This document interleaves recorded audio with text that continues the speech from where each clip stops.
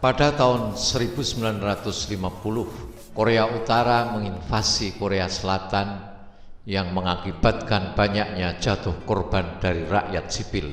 Hal ini menimbulkan keprihatinan bangsa-bangsa di dunia, sehingga PBB memutuskan untuk membantu Korea Selatan dengan menghadang Korea Utara di perbatasan. Republik Turki bergabung dalam Komando Perdamaian PBB dengan mengirimkan 5.090 tentara ke Korea. Salah satu prajurit Turki yang terpilih untuk dikirim ke Korea adalah Sersan Sulaiman. Sersan sigap melaksanakan tugas, segera bersiap berangkat ke Korea. Namun kekasih dan keluarga Sersan Sulaiman keberatan, mengingat Sersan Sulaiman sudah berencana akan menikah dalam waktu dekat ini. Apalagi Nuron, kekasih Sulaiman itu sangat cemas akan terjadi apa-apa pada diri Sulaiman. Nuron merengek agar Sulaiman tidak pergi ke Korea untuk bertempur. Namun Sulaiman meyakinkan Nuron bahwa itu adalah tugas negara yang harus dilaksanakan, juga kewajiban kemanusiaan. Sulaiman berjanji sepulang dari medan perang dia akan segera menikahi Nuron. Di Korea, Sersan Sulaiman melihat kondisi rakyat jelata begitu menyedihkan. Bom berjatuhan di mana-mana, tidak memilih tentara maupun sipil. Peluru berhamburan hingga mayat-mayat berkelimpangan. Divisi Turki diserang oleh pasukan Korea Utara. Sersan Sulaiman bertempur dengan sengit bersama pasukannya melawan Korea Utara. Sersan masuk ke dalam hutan belantara dengan mengendap-endap, mencari musuh yang bersembunyi di situ dan memburu sisa-sisa pasukan Korea Utara yang masuk ke tengah-tengah hutan. Tiba-tiba Sersan dikagetkan dengan sebuah suara dan gerakan di belakangnya. Dia berbalik dan bersiap menembak. Tidak disangka, itu bukan musuh, tapi seorang gadis kecil kira-kira umur 5 atau 6 tahunan yang sedang duduk menggenggam tangan bundanya yang sudah meninggal. Di sampingnya jenazah ayahnya yang dibantai tentara Korea Utara. Gadis kecil itu menatap Sulaiman dengan ketakutan. Sulaiman mengulurkan tangannya dan anak itu menyambut dengan rangkulan tanpa ada suara ataupun tangisan. Sang Sersan membawa gadis itu ke kamp atau markas tentara Turki. Melihat Sersan Sulaiman membawa seorang anak kecil, komandan tentara Turki keberatan. Menurutnya itu akan mengganggu Sulaiman dalam menjalankan tugas. Namun Sersan Sulaiman mengatakan bahwa dia tidak mungkin meninggalkan anak itu sendirian di tengah hutan. Akhirnya komandan mengizinkan Sersan Sulaiman untuk merawat anak itu. Karena gadis kecil itu tidak berbicara sepatah kata pun, maka Sulaiman memanggil gadis itu dengan nama Ayla, yang artinya bulan, karena memiliki wajah bulat dan imut-imut. Sejak saat itu, Sersan mengurus dan merawat Ayla seperti anaknya sendiri, memandikannya, menyuapinya, menemaninya bermain, dan menenangkannya di malam hari agar Ayla tidur nyenyak. Semua dilakukan Sulaiman tanpa melalaikan kewajibannya sebagai seorang prajurit. Saat Sersan harus berangkat ke medan tempur, Ayla dititipkan kepada teman-temannya yang berjaga di kamp. Teman-teman Sersan Sulaiman juga senang terhadap Ayla karena anak itu lucu, imut, dan tidak rewel, sehingga kawan-kawan Sersan Sulaiman sekompi senang mengasuh Ayla bergantian saat Sersan Sulaiman sedang berlatih atau bertempur. Lagi pula tidak terlalu repot mengasuh Ayla. Pada saat prajurit berlatih, Ayla akan duduk manis berlama-lama di tepian lapangan sambil memperhatikan para tentara itu berlatih. Suatu hari, saat para prajurit sedang berbaris rapi dipimpin oleh komandannya, Ayla tiba-tiba berjalan di hadapan para tentara itu dengan jalan tegak dan langkah kaki seorang tentara. Tidak hanya berjalan, Ayla juga mengeluarkan suara lantang menirukan komandan. Semua merasa terhibur dengan tingkah Ayla. Juga semua itu mengejutkan karena selama ini Ayla tidak pernah berbicara sepatah kata pun, sehingga semua orang mengira Ayla bisu. Ayla lalu berjalan menghadap komandan, lalu memberi hormat. Komandan tertawa senang melihat Ayla seperti itu. Lalu dia membalas hormat anak 6 tahun itu, lalu mengatakan sesuatu dalam bahasa Turki. Ayla pun membalas kata-kata komandan, membuat semua orang terheran-heran. Ternyata selama ini Ayla diam-diam banyak belajar. Dia anak yang pintar. Di waktu senggang, Sersan Sulaiman mengajarkan membaca dengan buku bergambar. Ayla menunjuk gambar seorang pria di buku dengan tulisan papa. Ayla mengulang kata papa, papa, lalu dia memeluk Sersan. Ayla tumbuh menjadi gadis yang pintar. Ayla mempelajari bahasa Turki dalam waktu yang sangat singkat, dan ia bahkan mulai membantu para tentara menerjemahkan bahasa. Ayla tidak ingin lepas dari Sulaiman. Kemanapun Sulaiman pergi, ia selalu ikut. Sulaiman pun juga tidak tega jika harus meninggalkannya, karena semenjak bertemu, Ayla tidak ingin berpisah darinya. Sulaiman pun mengurus dan menyayangi Ayla layaknya seperti anak kandungnya sendiri. Sampai ia beberapa kali ditegur komandannya, sebab keberadaan anak itu akan menghambat pekerjaannya, sekaligus bisa membahayakan nyawa anak itu sendiri. Kebersamaan Sulaiman dan Ayla tercatat lebih dari 12 bulan. Kasih sayang Sulaiman sepenuhnya dicurahkan untuk anak angkatnya tersebut. Di sisi lain, Ayla pun terlihat begitu menyayangi dan manja pada Sulaiman. Puncak kebahagiaan mereka berdua tergambar saat melakukan perjalanan wisata ke Jepang. Sulaiman beserta kawan karibnya Ali Atay benar-benar memperlakukan Ayla bagaikan ratu. Selama 1,5 tahun, Ayla dan Sulaiman menjadi tidak terpisahkan. Namun, setiap dongeng akan selalu berakhir. Ya, setiap dongeng pasti akan berakhir. Perang usai, pasukan Korea Utara berhasil dipukul mundur.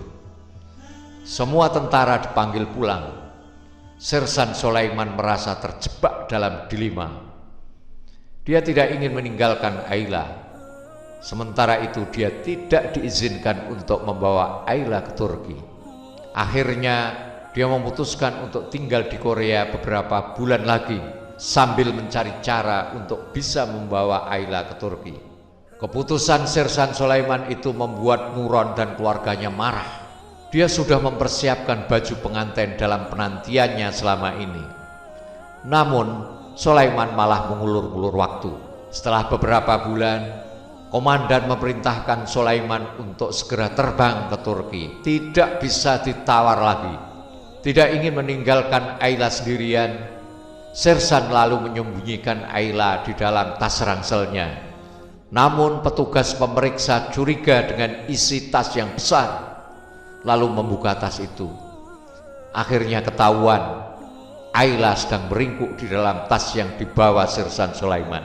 Sersan Sulaiman tidak kuasa meninggalkan Ayla sendiri di negara tersebut. Berbagai macam cara dilakukannya agar Ayla mampu dibawanya hingga ke Turki. Namun ternyata semua usahanya gagal. Teman-teman Sulaiman menasihati dan mencoba membujuk Sulaiman agar merelakan Ayla untuk tetap tinggal di Korea. Dia akan lebih baik tinggal di sini, kata salah seorang temannya. Agar Sulaiman merasa tenang, seorang guru sekolah dasar mendatangi Sulaiman dan Ayla. Dia memberi Ayla seragam sekolah sambil berkata bahwa dia akan mengurus dan mendidik Ayla sebaik-baiknya. Ayla akan mendapatkan kehidupan yang menyenangkan bersama teman-teman di sekolah. Sersan Sulaiman menunda kepulangannya ke Turki beberapa hari untuk mengantarkan Ayla di hari pertama di sekolah. Pagi itu Sersan Sulaiman membangunkan Ayla di pagi hari untuk memandikannya dan memakaikan seragam sekolahnya. Lalu dia membimbingnya ke SD Ankara, tempat Ayla akan menuntut ilmu. Ayla merasa senang memakai baju seragam dan kemudian pergi ke sekolah. Dia duduk paling belakang dengan ceria. Sekali-kali dia melirik kepada Sersan Sulaiman dan tersenyum. Tampaknya Ayla begitu senang, tetapi Sersan Sulaiman begitu gelisah hatinya.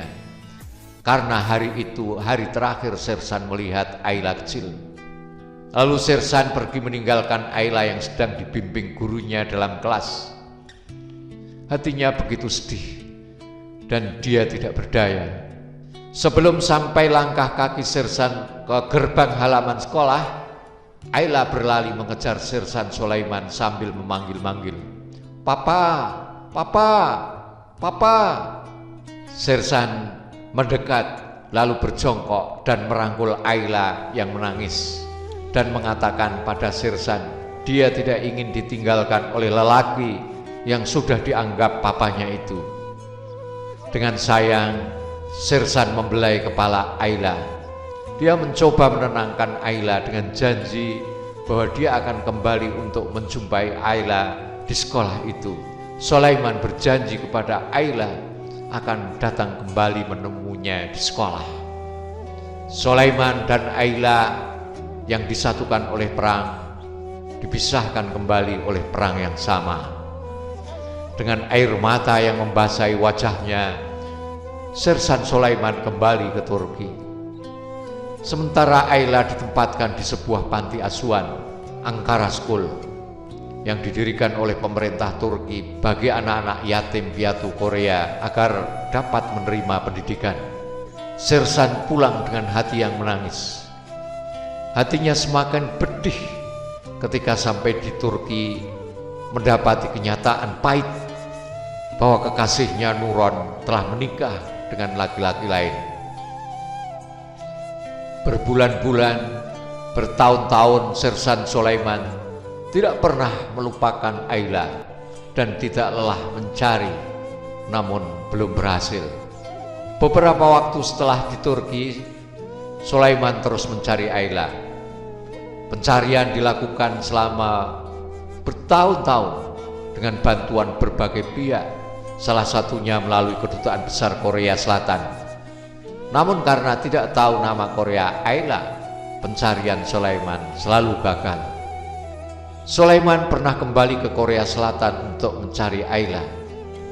Tapi karena tidak tahu nama Korea Ayla, akhirnya sekali lagi Sulaiman gagal. Walaupun Ayla bukan anak kandungnya, namun cinta dan kasih sayang Sersan Sulaiman tulus dan murni. Tidak membiarkan Sulaiman larut dalam kesedihan, orang tuanya menjodohkannya dengan Nikmah, seorang gadis yang baik yang sudah akrab dengan orang tua Sulaiman. Nikmah sering datang ke rumah itu dan membantu ibunya Sulaiman. Walaupun sudah menikah, Sulaiman masih saja bersikap dingin. Namun Nikmah bersabar dan penuh pengertian. Apakah yang mengganggu pikiranmu sehingga membuatmu selalu murung? Tanya Nikmah suatu malam dengan lembut kepada suaminya. Sulaiman kemudian mencurahkan isi hatinya kepada Nikmah yang selama ini dipendam. Dia menceritakan kepedihan hatinya karena merindukan Ayla. Nikmah berkata kepada Sulaiman, "Bila kamu menganggap Ayla sebagai anakmu, maka saya juga akan menganggapnya sebagai anakku." Sejak saat itu, Nikmah rajin mencari informasi tentang Ayla. Pencarian itu tidak mudah, karena nama Ayla hanyalah panggilan Sersan terhadap gadis itu. Itu adalah nama Turki yang mengandung arti rembulan. Rupanya di sekolah, nama Ayla diganti dengan nama Korea, sehingga sulit dicari informasi tentang Ayla. Walaupun begitu, Nikmah tidak pernah berhenti mencari informasi tentang Ayla. Nikmah tidak lelah ikut mencari keberadaan Ayla. Ternyata pencarian ini karena Sulaiman telah berjanji akan menemui Ayla kembali di Taman SD Ankara, Korea Selatan. Ayla sudah tidak berada di sekolah Ankara lagi. Jejaknya seolah hilang. Hal ini hampir membuat Sersan Sulaiman merasa putus asa. Tahun sudah berganti tahun. hingga Sulaiman dan Nikmah sudah menjadi kakek nenek. Berita tentang keberadaan Ayla belum didapatkan. Namun Nikmah masih memiliki sedikit harapan dengan menceritakan kisah suaminya kepada seorang jurnalis Korea. Jurnalis itu kemudian tertarik untuk membuat film dokumenter, sehingga dia menggali kisahnya dari Sersan Sulaiman. Setelah itu, jurnalis itu berjuang keras untuk menemukan keberadaan Ayla di Korea. Akhirnya, usaha keras para jurnalis itu tidak sia-sia. Mereka berhasil membantu Sersan Sulaiman untuk memenuhi janjinya menjumpai Ayla kembali di SD Ankara, Korea. Akhirnya keduanya bertemu. Dulu keduanya berpisah di gerbang SD Ankara yang ada di Korea. Sekarang keduanya bertemu kembali di tempat yang sama. Walaupun berpisah sejak kecil dan berpuluh tahun tidak berjumpa, tidak butuh waktu lama bagi keduanya untuk saling mengenali. Dengan rasa penuh kasih sayang dan rindu, begitu bertemu, keduanya berangkulan sambil menangis. Dalam tangisnya Ayla berkata, Papa, mengapa begitu lama kau pergi? Aku sudah sangat lama sekali menunggumu datang, Papa." Ayah dan anak yang telah berpisah lama saling berpelukan di taman yang dulunya bangunan Ankara School, di mana Sulaiman harus meninggalkan Alia hampir 60 tahun lalu. Hampir 60 tahun lalu. Pensiunan Sersan itu hanya bisa mengatakan, "Ini telah berakhir. Ini telah berakhir, Nak. Aku di sini." Ayla yang namanya sudah diganti menjadi Kim Eun-ja saat ditemukan oleh jurnalis Korea pada tanggal 16 April 2010 telah berusia 65 tahun. Pada momen pertemuan Sulaiman dan Ayla di sebuah taman di Korea Selatan, terlihat keduanya menumpahkan seluruh rasa rindu mereka. Keduanya lama berpelukan seakan tak ingin melepaskan. Ayla masih ingat sosok pahlawannya, orang yang telah menyelamatkannya dari kelaparan dan kedinginan. Dalam pertemuan mereka berdua, terlihat Ayla dan Kim sangat menyayangi Sulaiman. Saat mereka bertemu saling bertukar kado. Ayla memberi baba atau ayahnya, maksudnya Sersan Sulaiman, kemeja dan dasi. Karena dalam ingatan Ayla, ayahnya dulu gagah serta tampan. Sedangkan Sulaiman memberi kado Ayla oleh-oleh dari Turki. Dan yang paling menarik, ia memberi uang dalam dolar US karena menganggap Ayla masih seorang anak kecilnya. Jelang perpisahan keduanya, Kim Eun-ja terlihat selalu memijat tangan ayah angkatnya itu. Bahkan sesekali ia juga memijat istri Sulaiman, Nikmah. Ayla sambil memijat Nikmah terus mengucapkan, "Jangan sakit dan terus sehat ya Papa, Mama, sehat selalu ya." Dan sebelum berpisah, Nikmah selalu menyebut Ayla dengan sebutan putriku, putriku.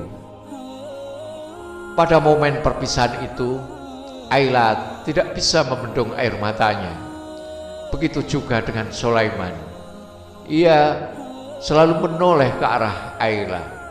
Setiap melangkah ke depan untuk meninggalkan, selalu menoleh Ayla dengan lambaian tangan perpisahan. Kisah nyata ini kemudian difilmkan, dan Sulaiman meninggal tak lama setelah film Ayla The Doctor of War dirilis. Ayla masih sempat mengunjungi ayahnya sekali lagi, yaitu di saat-saat Sulaiman menjelang akhir hayatnya. Pada tahun 2017, Sulaiman telah berpulang. Beberapa jam kemudian, dan di hari yang sama, istrinya Nikmah menyusul pula berpulang. Kepergian Sulaiman dan istrinya Nikmah berada di tahun yang sama dengan penayangan film Ayla, The Daughter of War. Betapa dahsyatnya cerita cinta Sulaiman, Nikmah, dan anak angkat Korea mereka, Ayla atau Kim Eun Ja. Meski berbeda suku, bangsa, dan warna kulit, namun kasih mereka benar-benar mengetuk pintu langit. Akhirnya mereka pun dipisahkan selama-lamanya setelah janji yang terucap ditepati. Selamat jalan Papa Sulaiman, selamat jalan Mama Nikmah, selamat jalan. Kasih kalian abadi. Pelajaran dari kisah ini: pertama, kasih sayang yang tulus tidak akan pernah memudar, apalagi menghilang meskipun tergerus zaman. Kasih sayang yang tulus tidak akan pernah memudar, apalagi menghilang meskipun tergerus zaman. Kisah pertemuan, perpisahan, hingga pertemuan kembali Sersan Sulaiman dan Ayla telah menjadi saksi yang nyata akan kasih sayang yang begitu indah.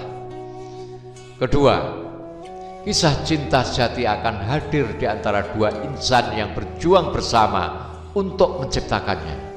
Seperti kisah cinta yang dialami oleh Sulaiman dan Nikmah. Keduanya bertemu melalui perjodohan yang diprakarsai dua keluarga. Namun, cinta yang begitu indah mampu hadir di antara keduanya. Wanita pilihan orang tuanya mampu menemaninya hingga tua menua bersama. Kesempurnaan cinta hadir di antara keduanya, Sulaiman dan Nikmah. Kisah cinta yang dijalani penuh dengan kasih sayang. Cinta sejati terukir begitu sempurna. Sebuah kisah cinta yang dijalani dengan penuh kasih sayang. Cinta sejati itu terukir dengan begitu sempurna di antara Sulaiman dan Nikmah. Muhammad Tajib.